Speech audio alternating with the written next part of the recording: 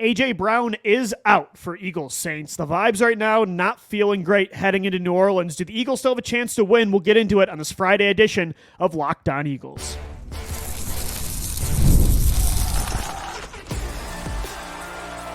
You are Locked On Eagles, your daily Philadelphia Eagles podcast. Part of the Locked On Podcast Network.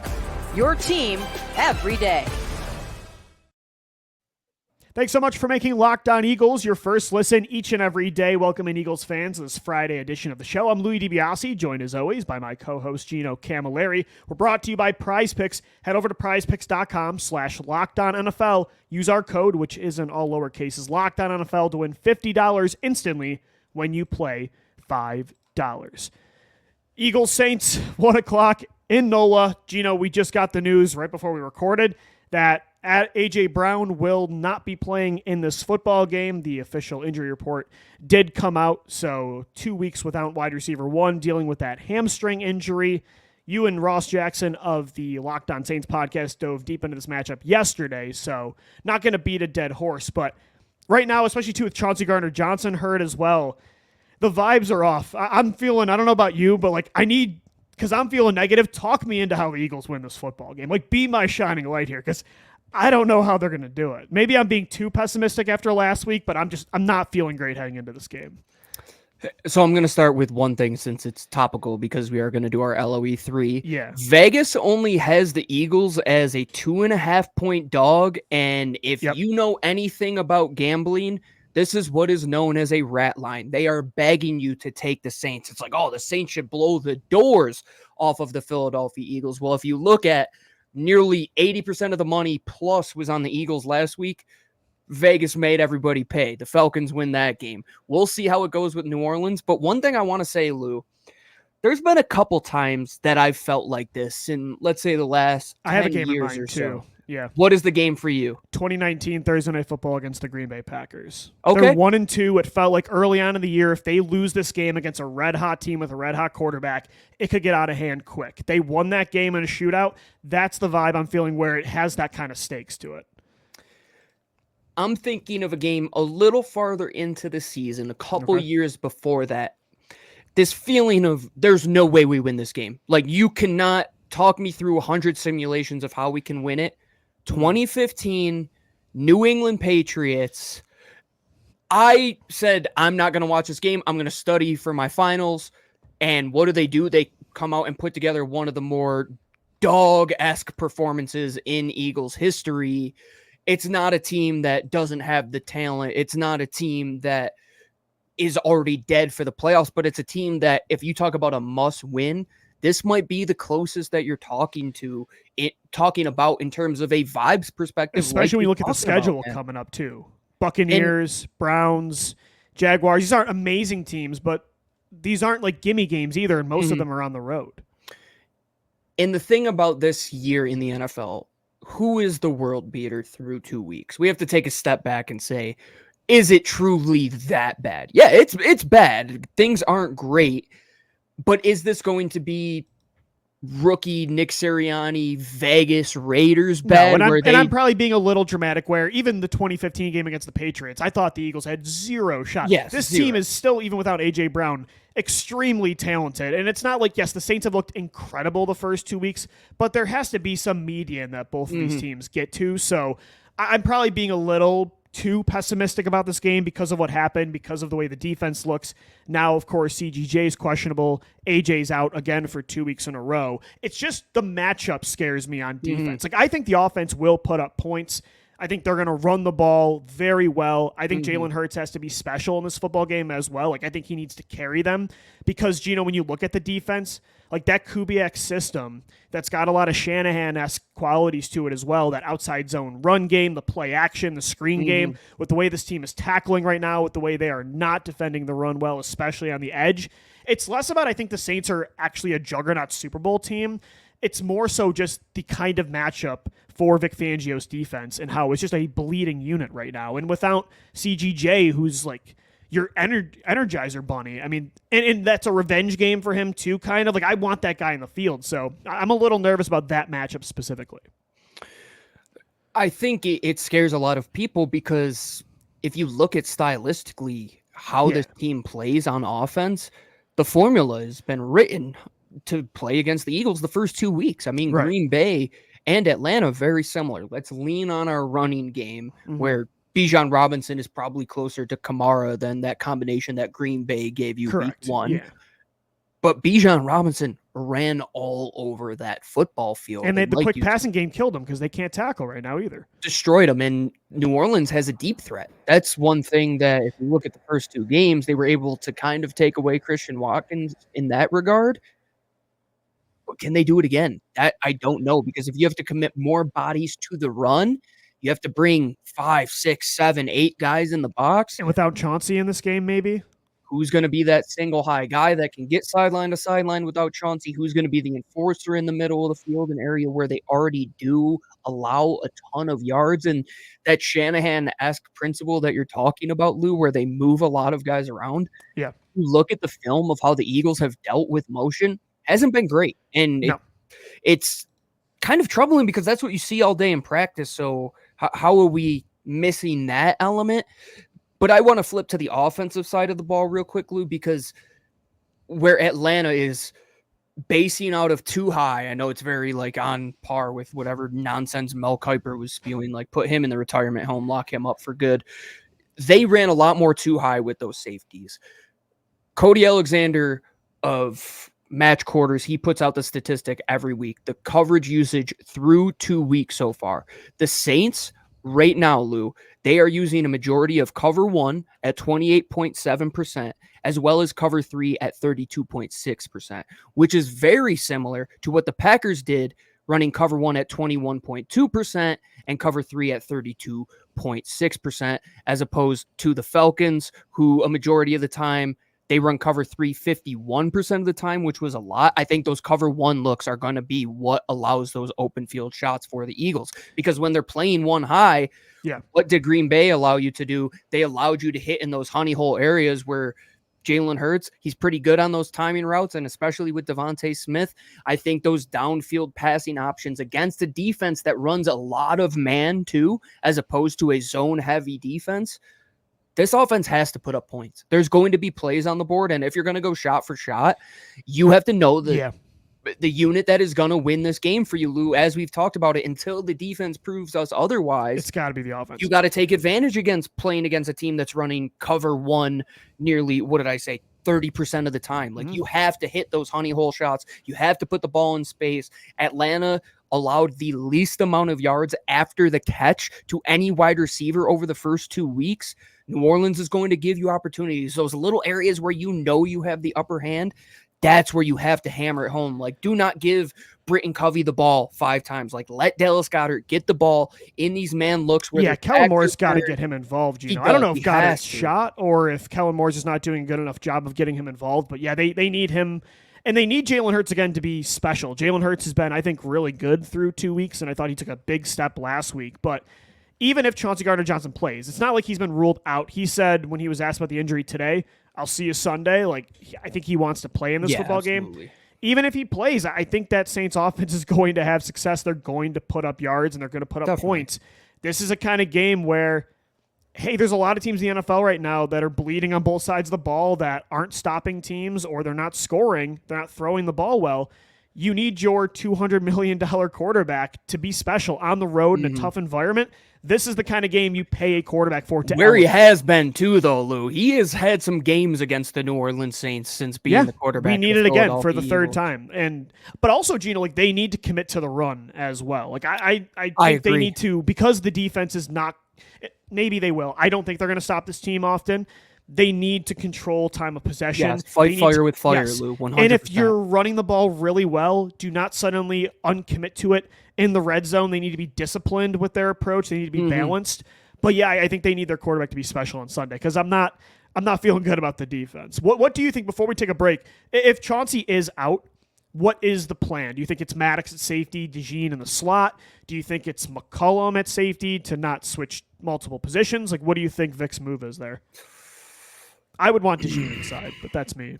I think you're going to see a lot more cover 3 looks that they're rolling to from that too high. Like they'll base out a too high with Avonte Maddox potentially as that guy, or maybe even Cooper DeJean in some of those looks. Yeah. But I think they're going to roll down either strong or weak side rotation, one of those guys in like a star nickel type of role, and let Reed Blankenship probably play high for a majority of the time, which I don't know if that's the best. He's not really that type of player. You're not going to want him to play man in cover zero. This is when you need a Sidney Brown back, you know? Yes, you do need that lightning bolt type of player, but I think the best way forward, Lou, you tweeted it out earlier today, you have to get Cooper DeJean involved. I agree. And he's a better tackler, too. That's going to help against Yes. the run, man, because they are not run fitting on the edge well. It's not just the edge rushers, but like Avonte Maddox is nowhere near the run defender that Cooper I was going to DeJean bring is. that up, dude, because the thing with Avonte Maddox, even if he's on the close side of the field and he can play like a reduced split closer to the line of scrimmage where those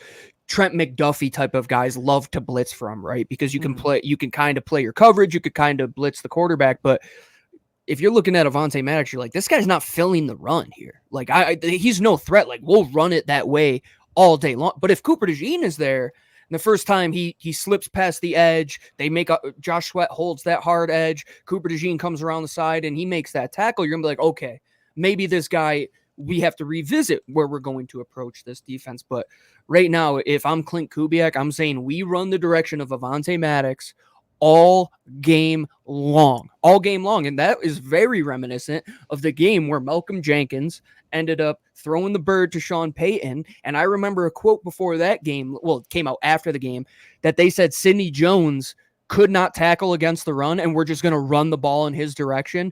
You cannot continue to put Avonte in that position. I think maybe playing him high is the move because it kind of allows him to use his speed. Yeah, use him in coverage. I thought he had a good coverage day on Monday night. Much better. He's not that guy to run fit, I think, on Sunday. He's not Chauncey filling the B gap against Bijan Robinson on 4th down. Yeah, that's just not happening. All right, let's put our money where our mouth is. Coming up next, LOE 3 presented by FanDuel. 3-player prop bets each that Gino and I are riding with for Eagles Saints. As we just mentioned, today's episode of Locked On Eagles is brought to you by FanDuel, America's #1 sportsbook. We've got something a little bit different for you now through September 22nd. So up until Sunday, all FanDuel customers can bet $5 and get a 3-week free trial of NFL Sunday Ticket from YouTube and YouTube TV. So this is wrapping up. Get in on the action. Take these bets that Gino and I are going to rock with for Eagles Saints. Then with a YouTube TV base plan, you'll be able to watch every regular season Sunday afternoon out-of-market game. All you need is a Google account and a current form of payment, and you can cancel at any time. Gino and I both, we're going to try to get over 500 here. Make sure you ride with us on LOE3 presented by FanDuel. Visit FanDuel.com and download America's #1 sportsbook. Thanks so much for making Locked On Eagles your first listen each and every day. Eagles Saints kick off at 1 o'clock on Sunday in New Orleans at the Superdome, where the Eagles have not had a lot of success, Gino.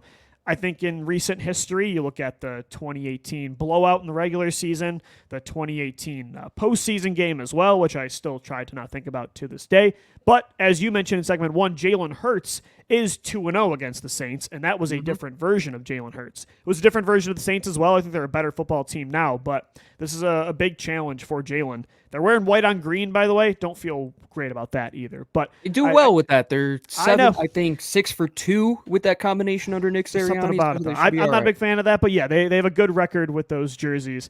All right, let's get to LOE3 presented by FanDuel, though. Let's put some money on this football game, and hopefully we can.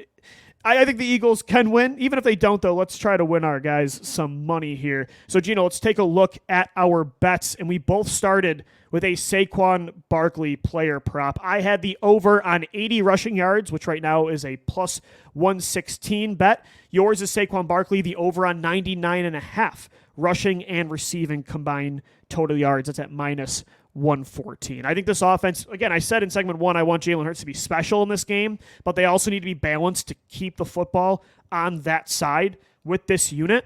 They need to run through Saquon Barkley. Even with that drop last week, go right back to him. He's been maybe the MVP of the first 2 weeks so far, if you count both sides, honestly. The thing about Saquon is the last thing we saw was terrible, right? But the drive before that, where they go incredible 17 plays, 70 yards, grind the clock down, it starts with this guy. Get all the eyes on Saquon Barkley. Maybe it opens up some things deep to maybe a Jahan Dotson, who hopefully can get involved in this game plan, take some eyes off of Dallas Goedert, hopefully. But until it's broke, there's no need to fix it. Like, continue to give him the ball one way or another. It is not by giving him the ball 30 times up the A and B gap. They're finding really good creative ways to get him open and get I him will in say, space. Gino, I don't like the timing of those play calls last week with Saquon with those receptions or the drop, but I will say I like that they're using him in that way, because that play, he was open like 3 or 4 times in that game with that route, and it was a different thing we've seen compared to recent years with throwing to the running back. Yeah, with DeAndre Swift, Miles Sanders, you weren't getting a lot of those opportunities. No. So I think you continue to just rely on him, man. Like, you're not going to say, oh, he dropped that ball, he's done, put him on the bench. No, they're going to continue to hammer him home. And I think 100 yards rushing and receiving is the bare minimum for him every week. So I'm going to continue to roll with it. And he's getting over 20 carries a week, Gino. That's why I went with the over on 80 rushing yards. I just think as long as he keeps getting that kind of volume and he's averaging over, 4.5 yards a pop, like I'm going to take that bet. So I like both bets for Saquon Barkley. You have another Saquon bet. The longest rush is over 15.5 yards. I like that one. That's a new and explosive play bet.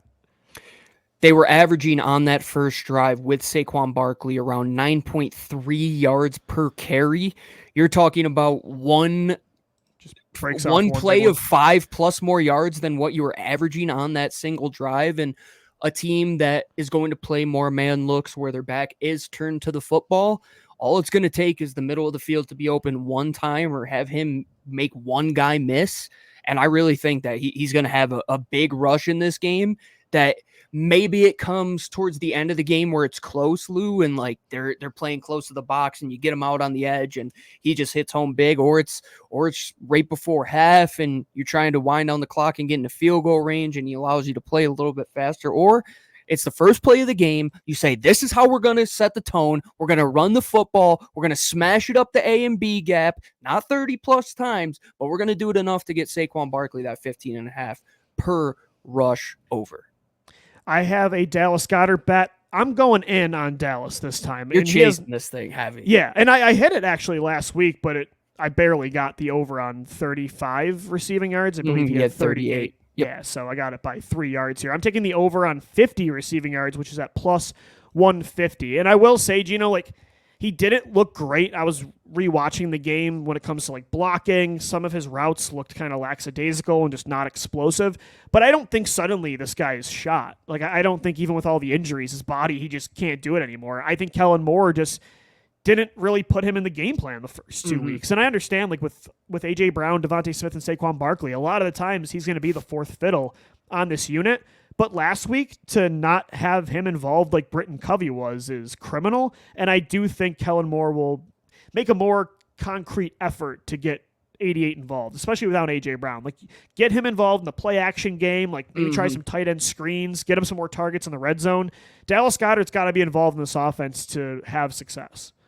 I like him running a deep backside over. Yeah, give him some on deep a shots, man. This is like one of the best deep threats as a tight end in the league over the last 5 years. Dude, his yards per reception when he was great was close to 15 yards. 15, yeah.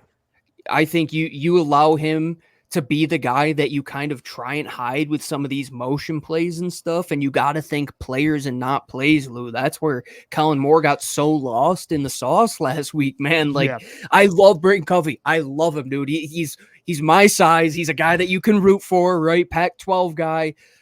But let's be real. Like, let's be real. Let's get the ball to Dallas Goedert. Like, the guy who's 6'6" has made guys pay for trying to tackle him in the open field. It takes 1 to 2 guys at minimum to try and take him down. You have to get his confidence up one where I think that's really what it is. It might be. Yeah. He's back out of the groove. Like, he just hasn't been in a rhythm for 2 years now. I mean, he really wasn't a focal point of the offense last year much. Brian Johnson didn't know how to really get him involved either, like Shane Steichen did. So. And we're not talking about like Kyle Rudolph at the end of his career where it's like this guy just blocks. So. This is he's still he's not Brent Selleck. No, he's still a good player that you can utilize. I hope so. Especially yards after after the catch where Atlanta held you at bay last week, that could be an area where you some mesh concepts, like get him over the middle of the field. So I'm going to bank on that. Dallas Goedert, the over on 50 receiving yards. Let's wrap it up. We both have a Devontae Smith bet here with our final one. Got to ride with number 6, who's wide receiver 1 now without A.J. Brown in the lineup. I have the over on 5.5 receptions. He had 7 in back-to-back games. You have the over on 100 receiving yards. So I like both bets. I almost took another anytime touchdown for Devontae, which I hit on last week. But he's going to be, even if he doesn't have 130 yards, a massive game. He's playing in the slot over 50% of the time right now. That's going to add into the volume equation. And without A.J. Brown, I can see him having over 100. He's been knocking on the door the last 2 weeks. Get him just a couple more explosive plays because he's kind of been almost like a possession receiver lately with this new role. Get him a couple explosive plays down the field against this cover 1, and I think you have a great chance of hitting that bet too.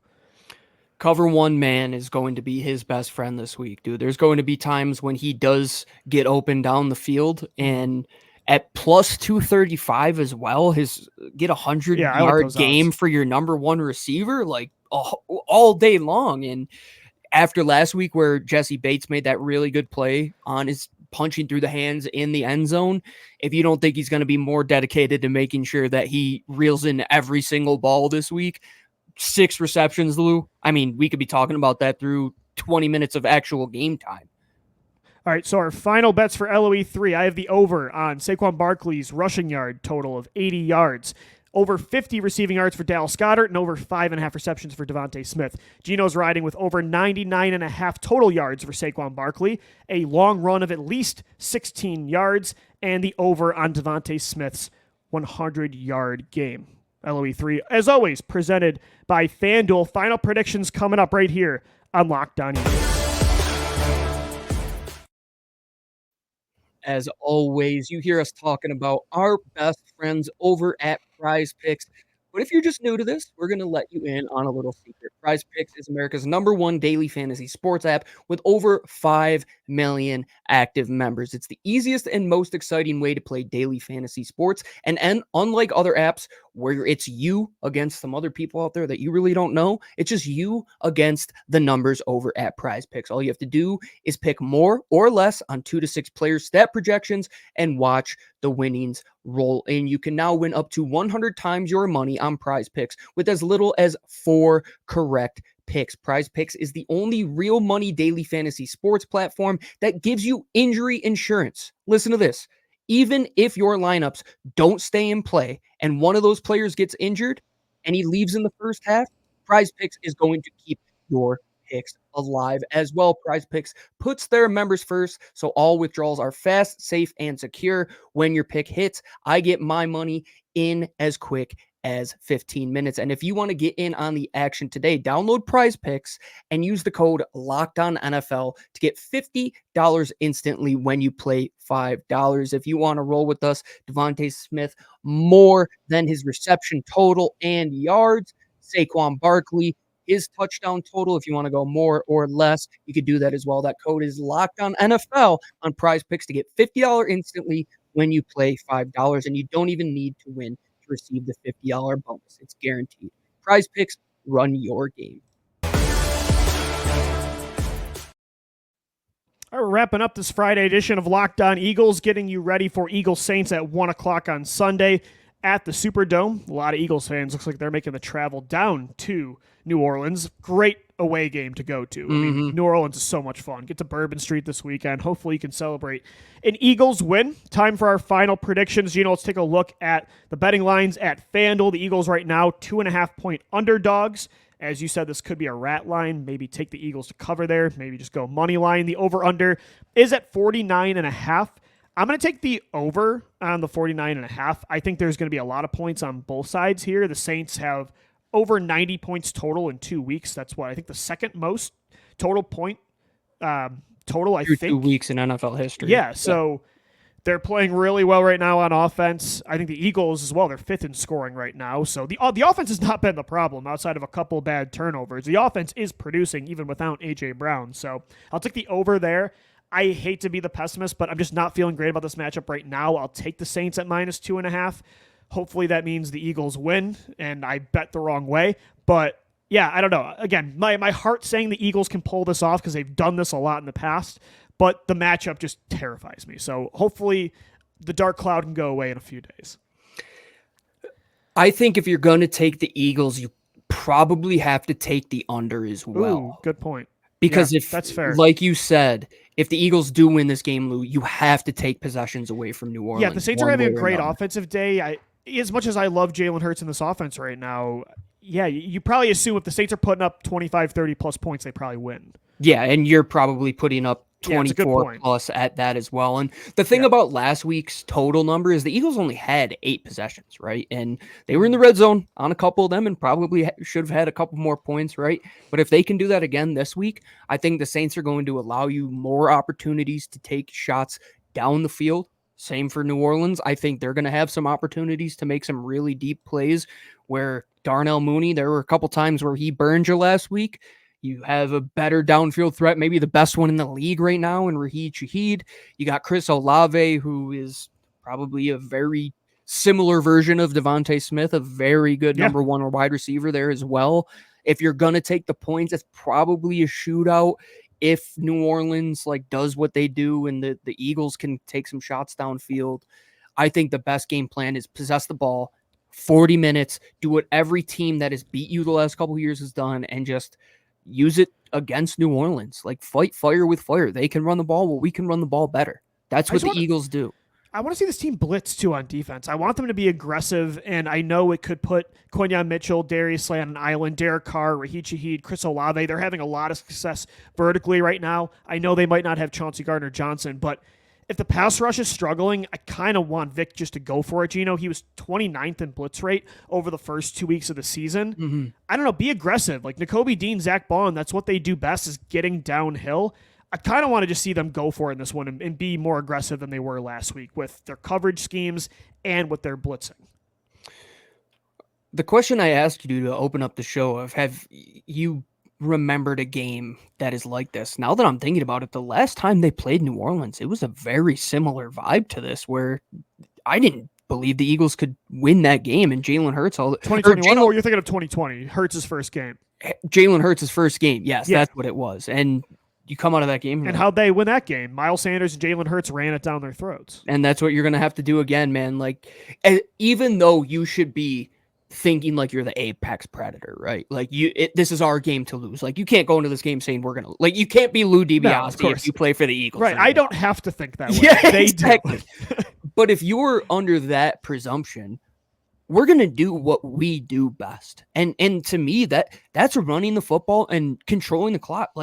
Being a team that controls the clock for 40 minutes, it doesn't mean you're a bad team like Washington 2 years ago when they beat you. No, because it's not 2021 where that's their only fastball, right? They don't have a changeup. They don't have a knuckleball. We know this team can throw the ball when they have A.J. Brown at will if they want to. Yep. This game calls for something different, and that's what this offense has been built for, is winning in different ways. This game calls for what you did in the fourth quarter last week when you had a 9-minute drive where you drive down the whole field in 17 plays and score a touchdown or a field goal, whatever. That is the kind of game plan you need to have. You need to play like that for 4 quarters. And find a way to steal possession, like you said. If it's getting you Derek need Carr to make a play on defense. Off base you have to get New Orleans out of short situations on 2nd and 3rd and short. I've been saying this all week because then that puts them in this precarious position for a defense where is it run, is it pass? Put it on Derek Carr's shoulders. Yeah. Put the pressure on him. Exactly. Make Raheem Shaheed beat you down the field. That's how you want to lose this game. You don't want Alvin Kamara to grind the clock down and do what you should be doing to them. Where they can start getting creative with Kubiak. He can start getting creative when you're ahead of the sticks. That's when their scheme can really come alive. Look at what they did to Dallas last week. Put them behind the 8 ball. Look at the defensive line for the Eagles and the Cowboys the last couple weeks. Yeah. Neither of them have been relatively good, and New Orleans played to their strength, and Ross Jackson said it yesterday. He's like, they're just going to keep playing this tune in key. Don't do something that doesn't work. Continue to do that. So you have to make them uncomfortable. You have to make them be 3rd and 7, 3rd and 8. And how do you do that, Gino? You got to stop the run. You have to. But in those situations too, Lou, they haven't been great in 3rd and 8 and 3rd and 9 situations either. So and that's because the pass rush isn't winning. I think that's why you got to blitz. But like you said, they need to make a couple plays on defense. Like if they're going to give up plays no matter what. Like this defense is not holding them to 15, 20 points in my opinion. Maybe. Yeah. So if you're going to give up points, you got to flip the field at least once or twice. Like we need a Quinyon Mitchell has to finish that pick this time around. Reed Blankenship has to do what he did again the second half against Green Bay. They have to be opportunistic if you're going to bleed yardage-wise like they do. And Jalen Hurts. And he's got to be special. We need our franchise quarterback to step up. There's a ton of pressure on him. Just play your game. Like don't push it. Don't get out of your comfort zone. That's when things get bad. Just play your game, Jalen. You saw how dominant you could be in those moments when we could run the ball and we can get creative. That's where they operate best, Lou. And like we're not far from that if they realize that we still have 15 games to go here, but it can get out of control quickly. And if Nick, that seat ain't hot right now, brother, if you put together a disgusting performance, Mark Sanchez, Tampa Bay Buccaneers 2015 performance, right, we might be talking about getting this guy out of the door before the bye week. We'll see. Eagles Saints 1:00 on Sunday. Gino and I will be back for the post-game show. Following the matchup, hopefully we're talking about an Eagles win to get to 2-1 because the schedule, it gets a little bit tough over the next few weeks. Thanks so much for making Locked On Eagles your first listen each and every day. For Gino Camilleri, I'm Lou DiBiase signing off as always. Thanks so much for downloading, watching, and listening, and let's go Birds. Fly, Eagles, fly.